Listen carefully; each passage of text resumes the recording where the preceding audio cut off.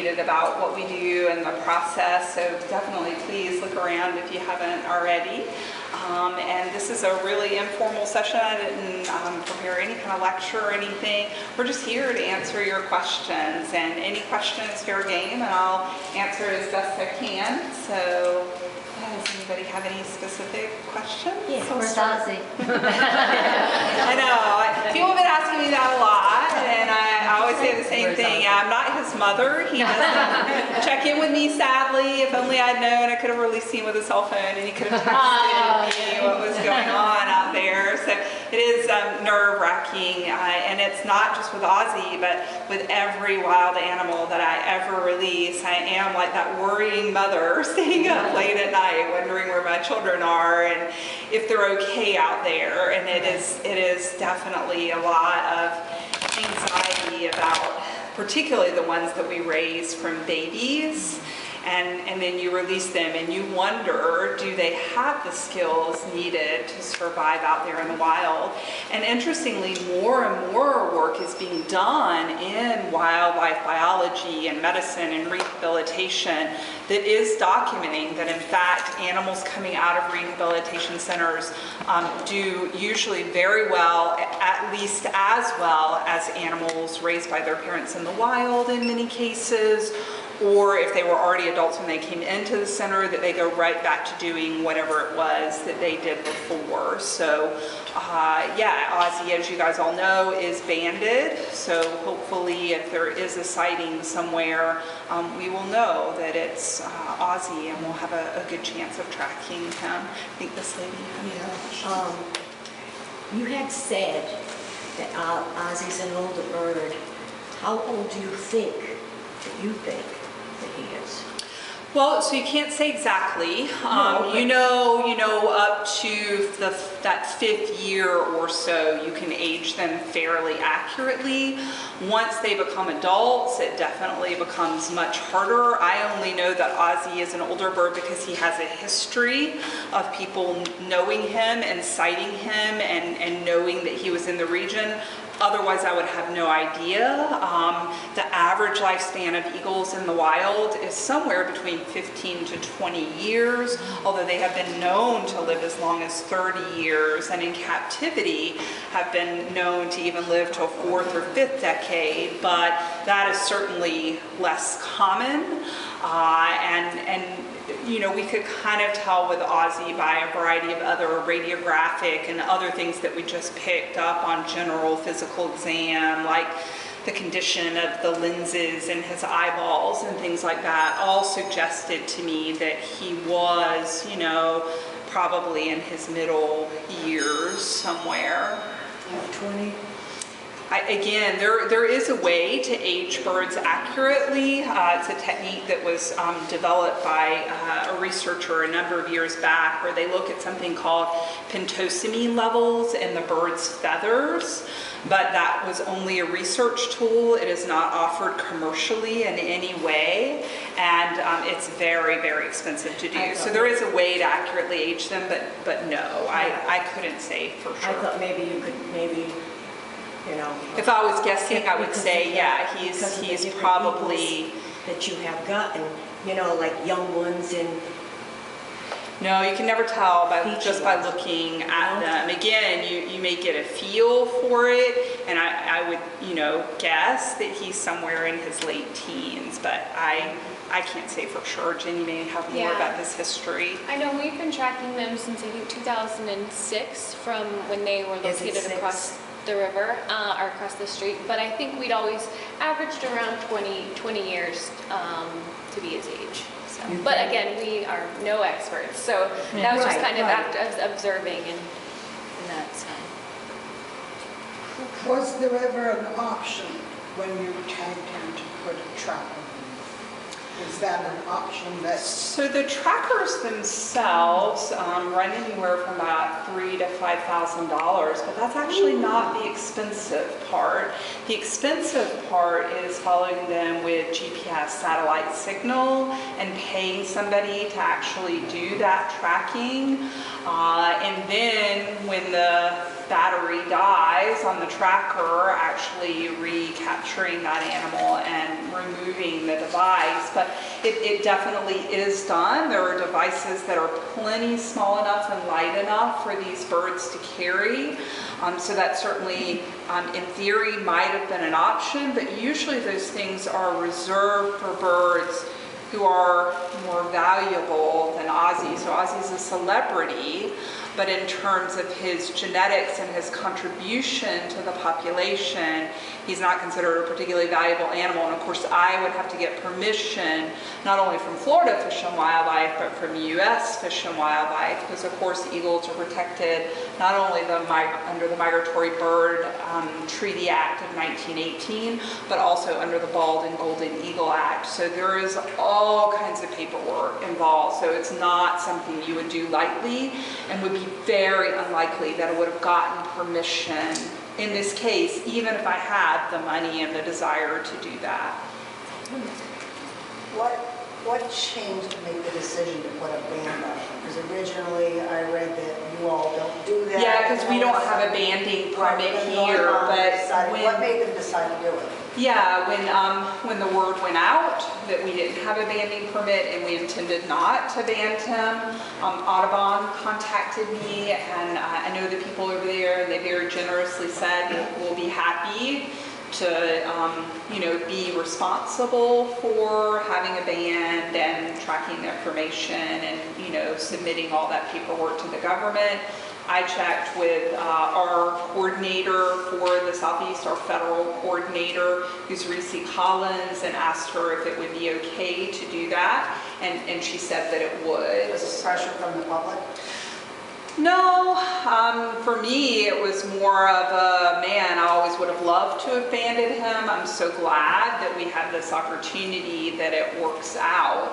So yeah, I'd love to band pretty much every bird who's coming through here, so that we do know, because if you look, for example, at the Carolina Raptor Center, they've been banding for decades, and they do all these really cool studies where they show, for example, do owls that are released that only have vision in one eye, how do they do? And then over a couple of decades, as the band returns come back, which you usually get about 10% of your birds that you band coming back through or getting information back in some way, because of course there's a federal number that you call, it's on the bands.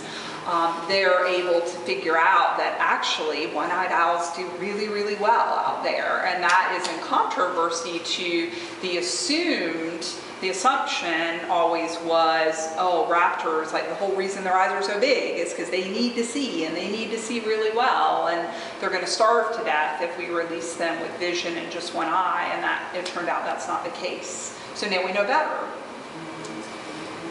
What is his band number? Oh, I could tell you if you asked me in writing, like I have the band number, but I don't remember off the top of my head. Like we'll post it. Yeah, we can do that. Yeah, we can post it for you. It's this long string of numbers. I can barely remember my own phone number, much less Ozzie's band number. So. Could you speak in a little more detail about his injury and how it was treated? I mean, obviously how you would sedate a bird and work on a bird would be so terribly different. I mean, can you take the blood pressure on a bird, Absolutely you can, and we do take blood pressures on birds. Sedated, how do you take a blood pressure? Right, so the first thing that we always do is pain medications. So they get injectable pain medications, or sometimes oral pain medications, or sometimes both. And then they get anxiolytics like Valium to help them be less stressed. And then the general procedure is, after they've had all those drugs, they're a little sedate, they're not stressed about anything, and then we let them breathe an inhalant gas called sevoflurane, which is the same inhalant drug they would use on you if you were in a human hospital undergoing a surgical procedure. And there have been lots of studies in bald eagles that show that this is a very, very safe drug, and they do very well under its effects. And then once he's anesthetized, then we can do whatever it is we need to do.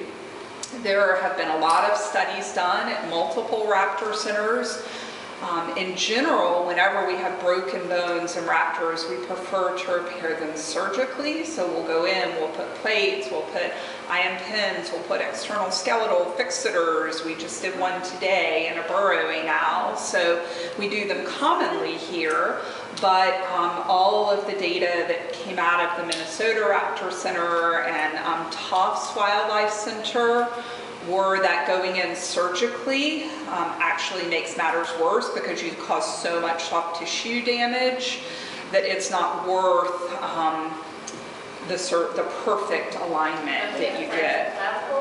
He both his clavicle and another bone in the shoulder girdle. There's 3 bones that hook into that upper arm, that joint. So he broke 2 of the 3 that make up that shoulder girdle, and the clavicle is not that big a deal. Like, it's painful, but it usually heals really well in most animals, and it heals very rapidly. So you For want to him, realign them and just stabilize them? yeah, for him the big problem was his coracoid was not only fractured, but it was fractured and then horribly displaced. So they weren't even in the same room together, and that's why it took him so long to heal. If it had just been broken but not displaced, he could, get in and out of here as early as 6 weeks.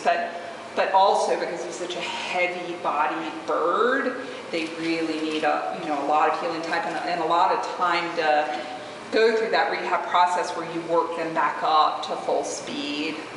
Did you have to put them back together if they were displaced? No, we got them in the best alignment we could by manipulating it from the outside, just like you would do with a person with a broken arm, but you can't make it perfect without going in surgically. And then all the studies showed that the best way to go is external coaptation, which is what we did.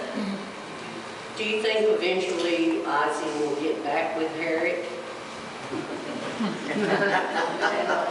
Which question I've never heard before. No. Honestly, we don't know.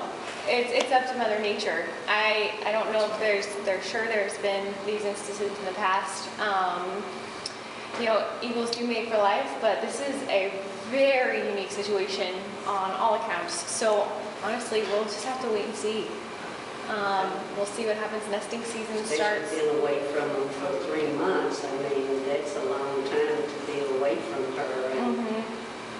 But does he usually leave? Oh yes, it's very normal for Harriet and Ozzie to leave the nest area. Harriet's still there, but does separately. Ozzie ever leave her for a few months? Yep, during the summer months they do separate. Normally we'll Okay. see Harriet longer than we see Ozzie, or Ozzie will come back and Harriet will leave, and sometimes we don't see them for a couple weeks. Do you over the summer think months. that she saw him when he flew?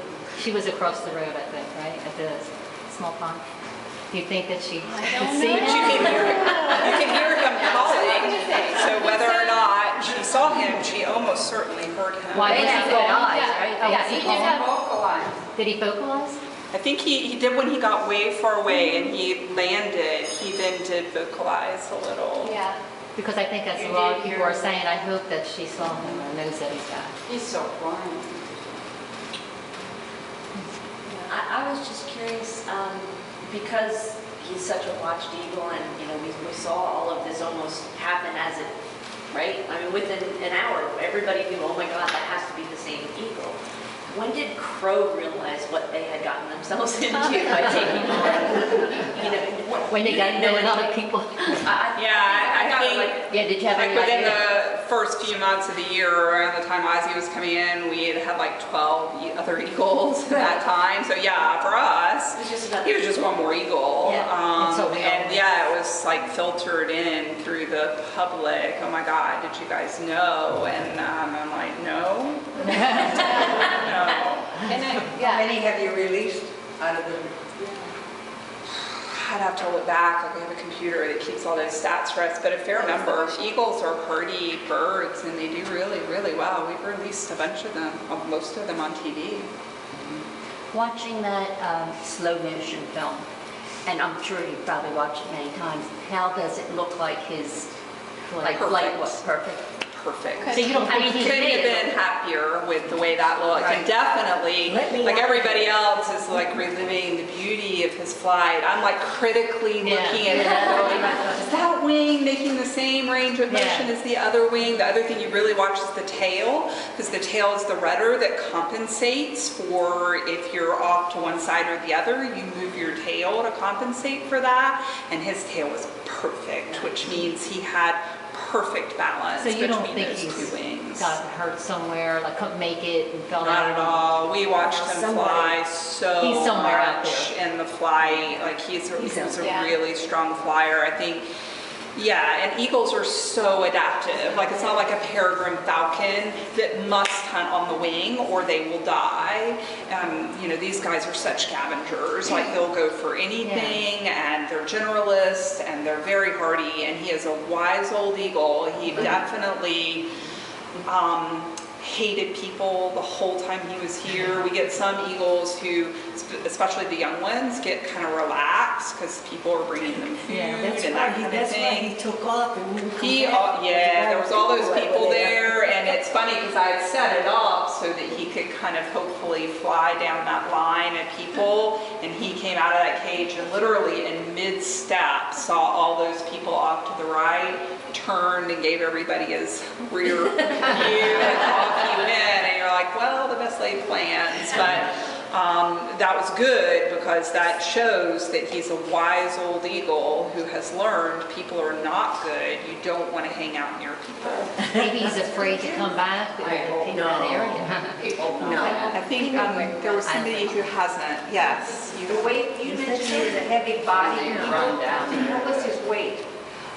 He ran about 3.3 kilos while he was here, which is about 7 pounds. So you guys know southern eagles are smaller than northern eagles, and males are smaller than females. So he was a normal size for a male eagle in this area.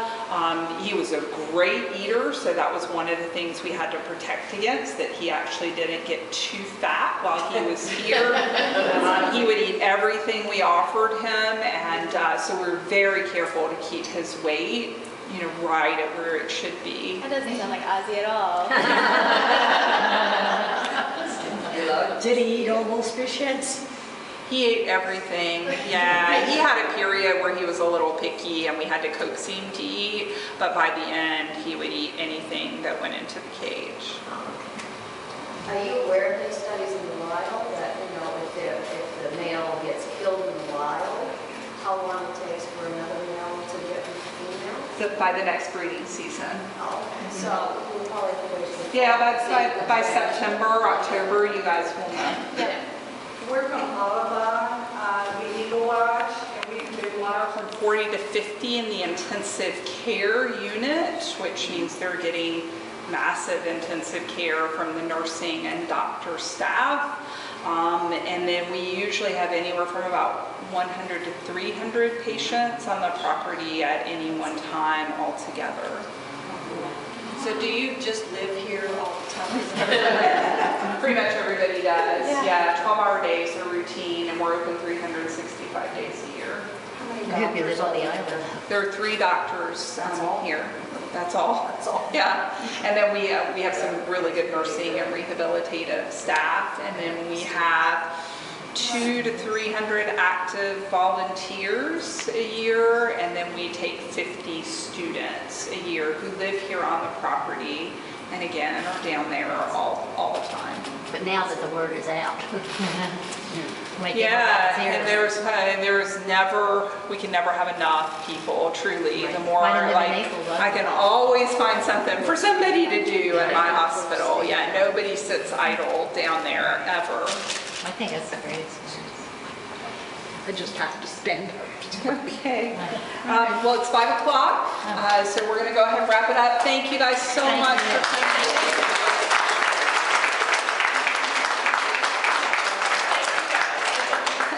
All right. Thanks for taking care of our Ozzie. Yes. Thank you so much. You can ask any question.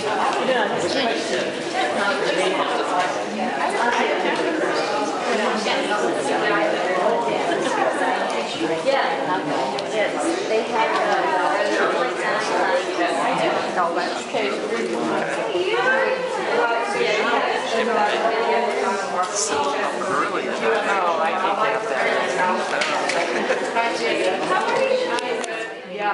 Yeah, in the breeding season, they can repair right away. Help with the baby, and we've even seen the stepmom kick the baby out and want the food. But we've been watching eagles, and within 1 week, they have a new name. Yeah, absolutely. But No, there's definitely anytime. a difference between having a new mate and then being bonded to your new mate. It's not until they truly are in nesting season and mate will they be true mates. So the fall will be when we truly see if this new Come visitor. October is usually breeding season. Yeah. So come October, we'll be fine. Yeah. Do you think that, Right, and maybe I can go and come back down, and get enough strength, he's got to fight this one. Right. When are the cameras? Or maybe he went to get a new mate. So somebody asked when are the cameras going back up? Great question on the cams. We're going to, we're working on our plan for the next season right now. So we're trying to figure out what worked for this season, what can we do better for next season. So we're in the process of doing that, and then we'll definitely get the cams up before the start of nesting season next year. How are you going to protect that strap so that people would Yeah, that's another thing we have to That work was on pretty for funny. this. Yeah. I think there was 2 I questions. just wanted to say, since you did release Ozzie on June 17th, the other eagle that was hanging out with Harriet has no longer been there. He hasn't been there for over a week. Because we don't know. he was there today? He was there.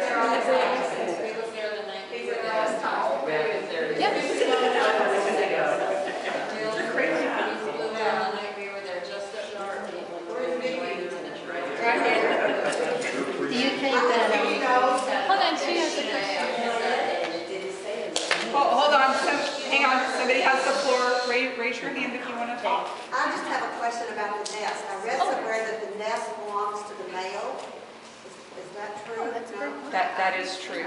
It is the nest, the male who generally establishes the territory, and if he is unmated, he will build the nest. You'll usually see the male back working the nest sooner, and then if he does not have a mate, he'll attract one in because he's got the nest and he's got the territory, and that's what attracts the females in. So that is a good chance that he will eventually maybe come back to the nest. A very good chance. It is definitely, he will, in the fall, he will consider that his territory. He will come back and he will either successfully defend his territory and his nest, and Harriet will undoubtedly come back to that same site as well. But if he is not successful in defending it, he got injured at exactly the right time of year. If you had to have the perfect time, his young was fledging, so he was good there. He got injured at that time, and he is going to have the maximum amount of full recovery time before he has to worry about fighting with another male. Yeah, one more part to that. Will Harriet help him defend the nest? No. No, not unless once there's babies in it, and then they have bonded. Once they become a bonded pair, then they will both protect the nest and the territory, but not up until that time. That's his job. So there's a chance that Harriet would leave with the new bird and leave Ozzie there? she's not leaving yet? I don't think she's leaving. I don't think so. Again, once a female has a place where she has nested successfully in previous years, she has a tendency to go back to that nest area. Okay. I saw a bald eagle take over a nest, a female, and throw the baby out of the nest. And the next day, get the 2 other kids out, and she claimed that nest. And I came back, and she would be on the top. And the following year, she went up north, and she brought herself a new mate, and they have that nest. Yeah, yeah. Once they've established their nesting territory, they like to come back to that place. Her, so I know it was her. She was much bigger than what the eagles that were in that nest. I have a question you can answer. It's about transfusions. Is there no type of specificity among birds? There Beagles, is. What we know is that in chickens, there are 28 different blood group antigens. That is the only species for which we have done complete blood typing. Birds definitely do have different blood types, so when we do transfusions, we do something called cross-matching to make sure the animal is a match before we do the transfusion. Was that just a 1 in a million luck that you cross-matched successfully? Or? Usually what we find is that if a bird has never been transfused before, you usually don't have a problem. We do pre-med them with drugs to prevent an allergic reaction or allergic response, and we monitor them very carefully and start the transfusion off very slowly while we're monitoring heart rate and respiratory rate and all these other parameters. And if they're getting into trouble, then we can stop. But the transfusion we did went great, and we do it all the time. So did you phlebotomize Ozzie and then paint it, or did you transfuse it directly when you were with it? Yeah, so what we did was we took the blood into 2 syringes actually, because Ozzie was able to donate quite a bit. You're allowed to take up to 1% of the bird's body weight. So, in Ozzie's case, that was quite a bit of blood, and then we put it in a syringe pump, an IV pump. And then it pumps into the IV catheter of the recipient bird. Thank you.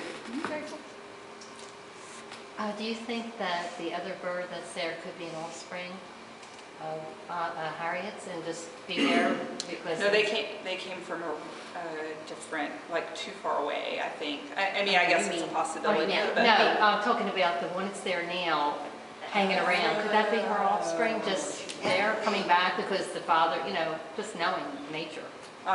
Yeah. Possibly it's just an offspring. Right, for many years before. Sadly, we'll never know because we can't do genetic testing. That's my but hope. yes, And how many years have you had these birds on your property? I believe since 2006, 2007, it moved. The nest they relocated to our property. I love that. But really, it's just been probably in the last couple of years, really just been taken to their behaviors and their habits and really watching them. So. Now, do you have cameras in your house so you can watch them, or do you go outside sometimes and watch them? That's actually the property is an office, so it is where my family's company is. So they do watch sometimes. We always have the cameras on 24/7 to make sure the feed's going and it's doing well. But yeah, no, so it's great to sit on the porch and have lunch or that's what I mean. It's whenever. must be so fascinating. Yeah. I don't understand about the blood. You don't have a blood bank here. Explain to me where you get the blood that you're giving the bird. So that's a really good question. With transfusions in birds, unfortunately, with humans and dogs and cats and things like that, we actually have blood banks where the blood is taken, it's put into specialized storage media, and then it can stay banked in a bank for long periods of time. The technology is not there yet for birds. Birds' red blood cells are very, very different than mammalian red blood cells, and same thing for reptiles. We do not yet have the storage media that would allow us to keep blood for more than 1 day in birds. So if we have an animal that needs a transfusion, there has to be a donor fairly immediately available, and then the blood will be taken from the donor and given immediately to the recipient, because the longer it sits, the more it's degrading and the less valuable it is to the recipient. And sometimes animals here die for lack of blood donors. And there's all kinds of other fluids that we can give that will help, but there is not a blood replacement product that works well in birds. There are for people and dogs and cats, but there is not one yet for birds. There's a question in the back. What about parrots, giving blood parrots? Would it be so much different, the parrot blood? It is. There have been multiple studies done that show that if you cross species lines, Okay. can actually be much worse. So, you know, a dog, I don't care whether you're talking a Rottweiler or a Chihuahua, you're still talking canis canis. Whereas with birds, you know, there are so many different genuses and species, and what they've shown is that it's ideal to have the same genus and species. In a pinch, if you have the same genus, for example, you were talking about parrots, so if you have an umbrella cockatoo and you transfuse to an umbrella cockatoo, that would be ideal. But if you have a Moluccan cockatoo, you could still transfuse to that umbrella cockatoo, and the blood will last a few days, but not as long as if you had transfused from the same genus and species. So you wouldn't want to go a cockatoo to an African grey, definitely not. Right, definitely not. Yeah, they've shown, there have been multiple studies done that show it's better to just give them fluids. Birds are amazing in their ability to regenerate. So a lot of people ask me this question about Ozzie. Hey, you know, I thought he was recovering, and isn't this going to set him hugely back? And the answer is no. Birds have this amazing capacity to regenerate red blood cells very, very rapidly. Usually within 2 to 3 days for a healthy bird like Ozzie, they will have replaced all of the red blood cells that you took. So for Ozzie, it was nothing. Like clinically, it didn't affect him at all. And on a physiologic level, you know, again, within a couple of days, he would have been right back where he started. And he never even, like, we released him back in the cage after we took the blood, and he immediately ate his little juice and cookies that we had set out for him after his blood donation. Was it hard getting him back into that cage Yeah. to release him? Like, you know. Oh yeah, we didn't ask him to go in. I got up at 5:30 in the morning and snuck up on him in the cage and snared him up and stuffed him in. He didn't know, carrier. really. He wanted the freedom. Nah, you just, woke up and he's like, wait, I'm in a carrier. When did that happen? And did he carry on in there, or he was okay? They always do, so that's why we have these special carriers that have like bumpers all in the cage, like a padded cell in there basically to really protect them, because, and you guys saw the whole time he was with us, he had those thick carpal bumpers on, those white things on his wrists, because that is one of the most common potential complications in captivity is they bang their wings against things, and they're literally is bone with just a tiny thin layer of skin there, and oftentimes they hit that area and it just splits open and the bone is right there, and it can be very difficult to get that to heal. So we're super careful to protect not only their wrists but their tails. You guys saw he wore the odd little tail guard pretty much the whole time he was here until he was out in the flight. And yeah, that's what protects those super critical feathers, which is what they need for perfect flight. Do you know how wide his wingspan was? Females are somewhere around 90 inches across. Males are a little less than that. I didn't measure. No, I don't know exactly. I just know the stats in general for those guys. I have a non-Ozzie question. I assume that's live? Oh yeah, that's live feed. I have a logistical question. It was about last week when you went up and got the cameras. Yes. How do you figure out when to go do that? Because I mean, we know from the videos that get posted of what's been going on since the cameras went offline, that it was quiet, there were no eagles around, and how did you guys know to, like, this is the day, go do it? Yeah, well, basically we are restricted by law to touch the nests between October 1st and May 1st. Beyond that, really, the eagles could still be there and we could go into the nest, but of course we did not want to disturb their natural habitat or behaviors. So we watched for a while and just made sure that, you know, their daily routine started to be the norm, or they'd be there in the early morning, early evening, and then not be at the nest for many hours during the day. So that's kind of when we just, we get our crane and we get up there and we take it down as carefully as possible. And unfortunately, we think because of the lightning strikes, this year's cameras were completely destroyed. So Do the trees get, the big tree, the nest tree, does that get damaged from the lightning? Because it looks like it's a little thinner than it used to be. yeah, I know there's definitely some deterioration in the trees, especially in the ones where we had the second cam and then the third cam, or the third location. So we're definitely going to look at options there on what we can do to maybe get a different view for next season, because it's just so hard when the tallest tree in the entire pasture is the nest tree. So When you go up, sorry, when you go up to put the cameras back, are you planning by any chance for us curious observers to measure the nest for us? Oh yeah, she said it's 8 feet you know, we wide. never have done that. I've never been up in the tree. Yeah, so I'll have to recollect Come there and that. check it out.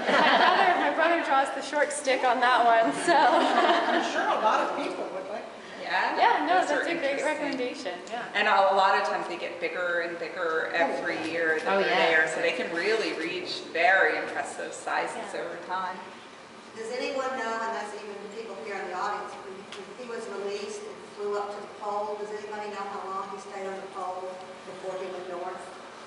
I was there probably 20 minutes after you left, and he was still there. He actually flew to his favorite tree back there in the corner and stayed for maybe 3 or 4 minutes, and then the horses started to get curious. I think he got a little nervous and then went to his favorite pole. And there he stayed, I would say, until we left, and that was probably 45 minutes to almost an hour after. But Is was that that, that long? is that Probably, pole, I think so. the pole is the one that's right behind the barn, Yep. right? Like, where In the barns back, are. in the distance. Yeah, Mhm. yeah. Is That's that pretty Bob's pole? Bob? Yeah, that's what we've nicknamed it, I think, but it was just a power pole, yeah. I didn't realize, until recently that he had gone to a tree. Everybody just thought it flew to the pole. Yeah, no, he went into the tree first and stayed there. We could see him, and then he moved to the pole. But so he kind of knew, it's like he Oh knew yeah, the area. It's not like 100%. he was, I think he knew when Exactly he got out where- of the cage. He knew exactly where he was. I 'Cause, did too. yeah, my whole family was there, and they all said that that's his favorite tree. Yeah. So, yeah, That's good to know. yeah.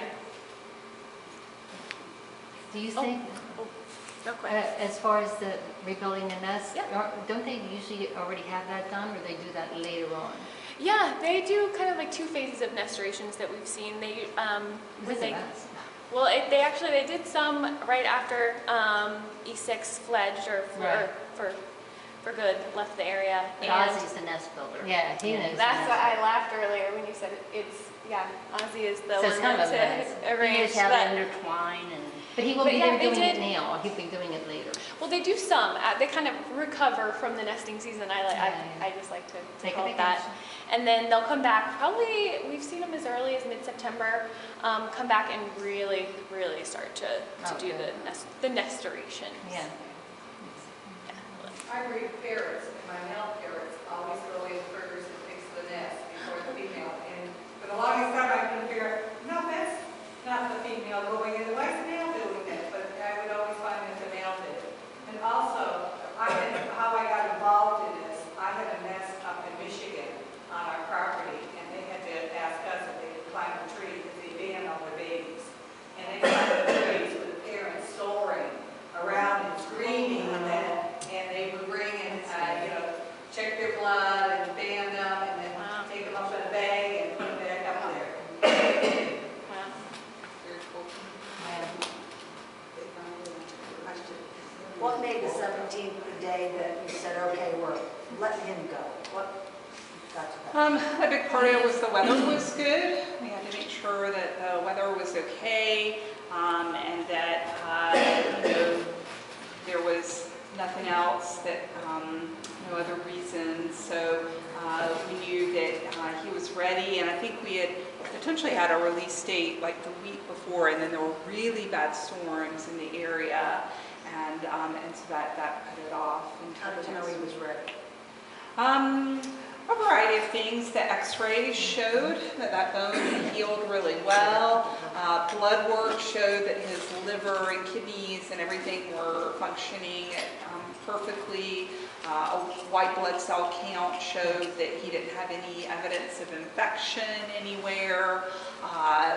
In the flight cage. We have a camera in that cage that again allows me to slow the footage down and watch the way those wings move.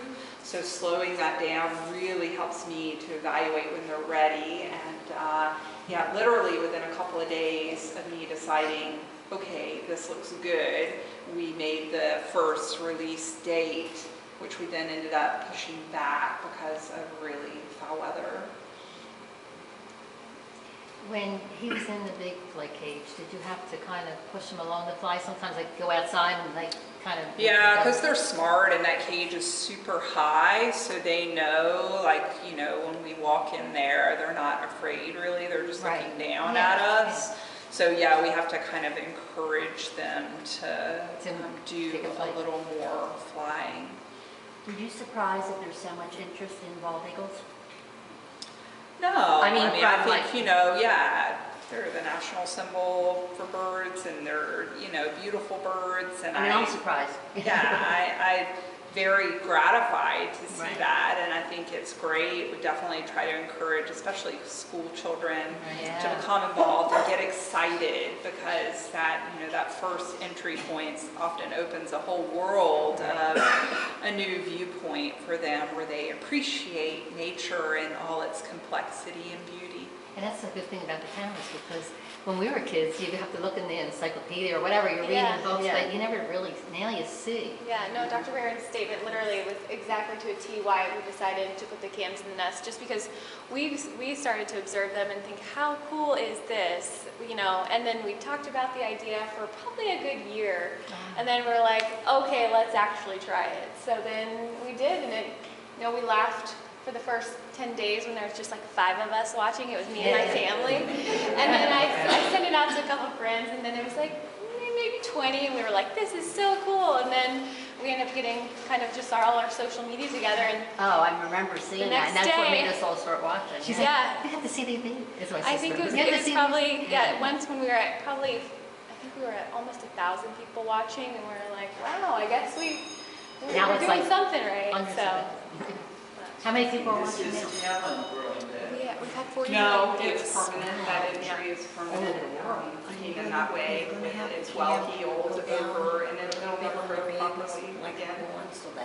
Because that was the way he was identified. Yeah, identified that way, yes. And he seems to be surviving handily with that, so. Because that would be so cute. Do you think he's in pain?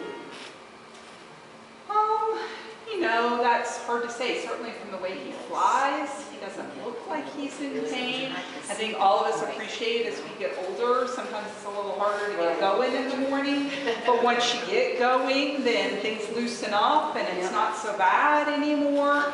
And does an injured eagle like Ozzie, do they have more arthritis and issues, you know, initially?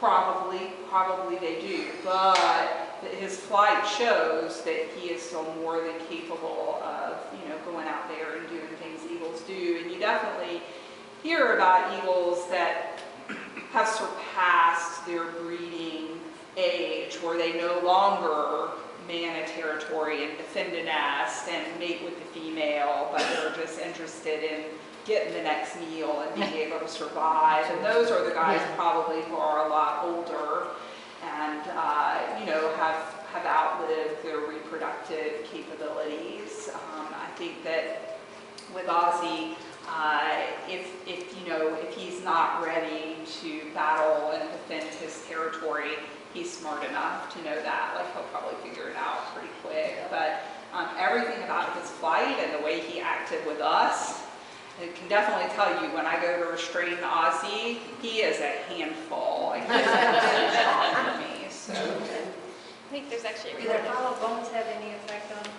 all the healing? No, interestingly, the humerus, which is the hollow bone that you refer to, or pneumatic bone, actually heals more rapidly than the bones that are more distal. So the further they are away from the main body, actually the longer they take to heal. So yeah, the shoulder girdle bones heal very quickly. So not all of their bones are hollow, just some of them? No, just some of their bones. Okay. Yeah. When you took the x-rays, did you Did it show anything about arthritis in the x-ray? Nope, all of his joints looked perfect. There was no evidence of arthritis anywhere. By any chance, is the large cage occupied right now? And is there any chance we could get to go see it? It is occupied right now. I guess we're not on camera with it. Is it an eagle? In the corner. It is on. Oh, it is. Yeah, yeah, and it is occupied right now. We have 2 osprey are in that cage right now. So. Did you scope him? No, he didn't need it. We scope a lot of birds down there, particularly if we have any indications that maybe we need to go in and take a look, like aspergillosis, which is a fungal infection that a lot of raptors get when they're hospitalized or in captivity. A lot of times we'll scope them looking for that. For him, there was no indication to do that, so we had a scope, but no, we didn't scope him. When he was let out to fly, it looked like he was missing a tail feather. He was. He's molting. Oh, he's yeah, molting. and that may be part of the reason again. He's kind of gone away because this is the normal time of year for them to molt. Yeah. So that definitely frequently does change their behavior a bit. And yeah, it had come out in the cage during transport, but it came out, at the follicle. So it wasn't a broken tail feather. It was a tail feather that had naturally fallen out, and he actually had several pin feathers on both wings. Again, a normal part of molting. So, and it was the one thing that I was like, he's right in the middle of a molt. It takes so much energy to grow in those new feathers, and that made me a little hesitant about is this the right time to release him. But it takes a long time for them to go through that molt, and he was just starting his, and I thought it's better for him to go now. And he can preen out there. Yeah, it's a normal part of what they do. So.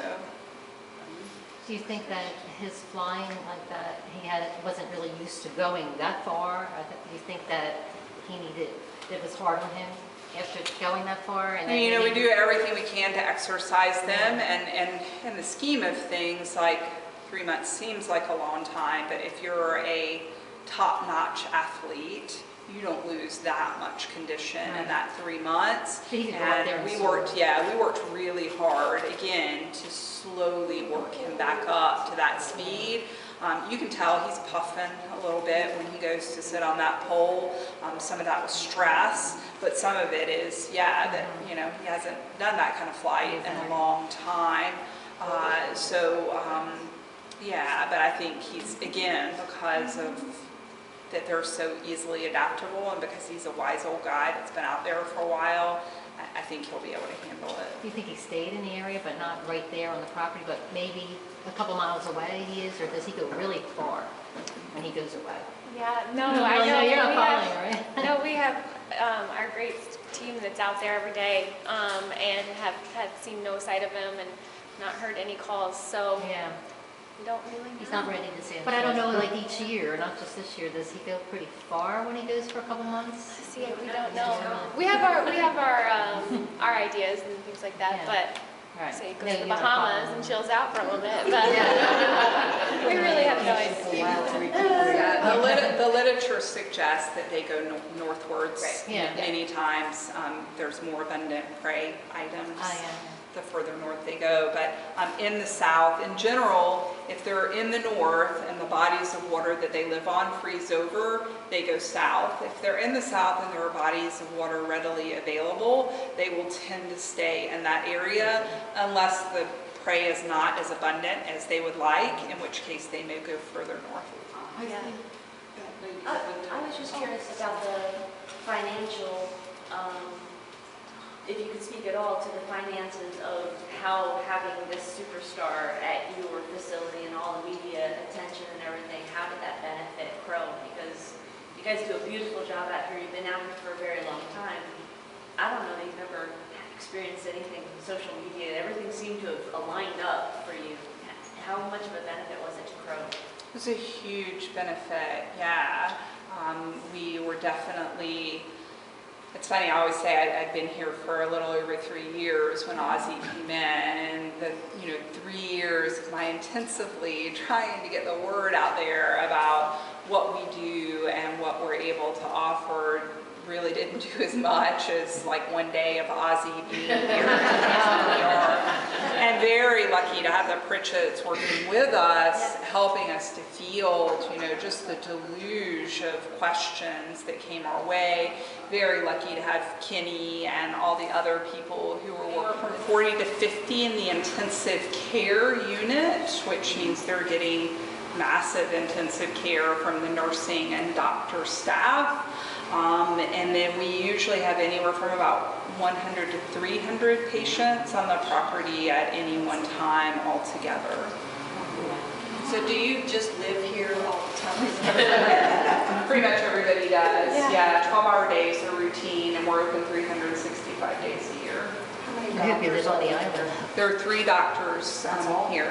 That's all. That's all. Yeah, and then we have some really good nursing and rehabilitative staff, and then we have 200 to 300 active volunteers a year, and then we take 50 students a year who live here on the property, and again are down there all the time. But now that the word is out. We